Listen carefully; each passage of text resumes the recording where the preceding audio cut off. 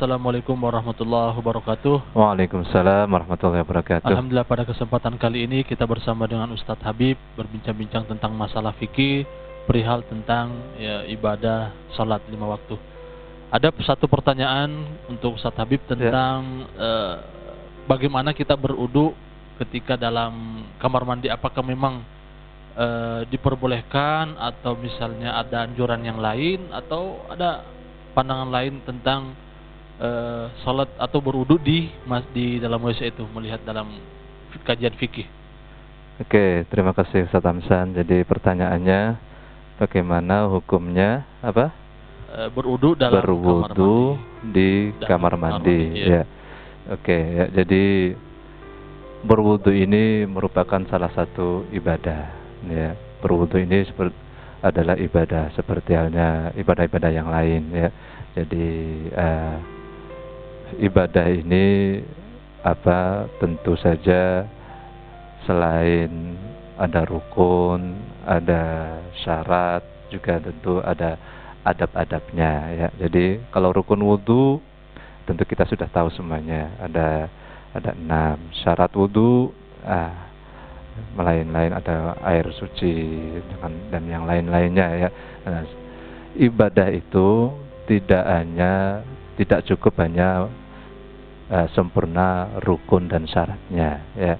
Jadi untuk lebih sempurnanya lagi adalah adab.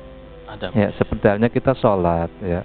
Kita sholat mungkin syarat rukunnya sudah terpenuhi, tapi adabnya sholatnya pakaiannya dengan pakaian-pakaian yang tidak sesuai, atau mungkin dia sudah sesuai dengan rukun atau syaratnya, tapi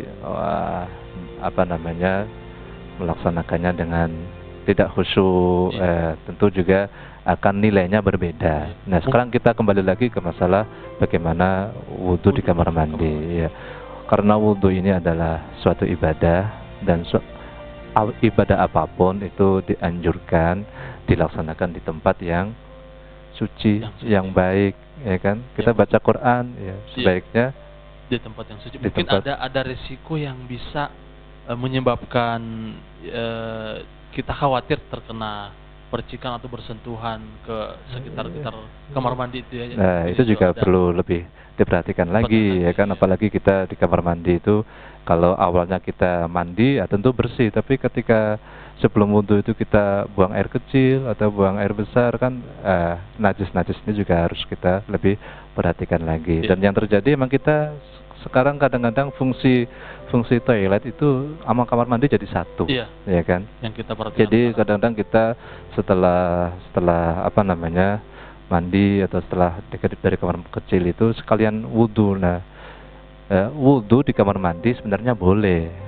tapi dikhawatirkan kalau bisa menjaga adabnya juga. Satu itu, ya. Yang kedua, di kamar mandi ini kita tidak dianjurkan untuk melakukan sesuatu ibadah, ya kan?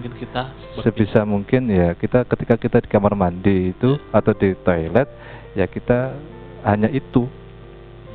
Kita di kamar mandi tidak diperkenankan, dimakruhkan.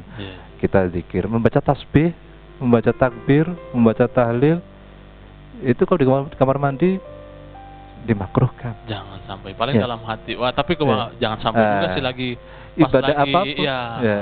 Apalagi ini wudu. Wudu itu kita mungkin bagi Ustaz Hamsan kalau mau wudu, kalau mau cuci tangan baca Bismillahirrahmanirrahim dulu. Ada doa-doanya sebelum membasuh muka, Allahumma bayyid wajhi, doa baca sebelum masuk tangan, ada doanya. Kita seperti itu. Nah, ketika kita melaksanakan itu di kamar mandi, sebaiknya doa-doa itu, niat-niat itu, atau baca basmalah atau doa setelah wudu itu tidak dilafalkan. Jadi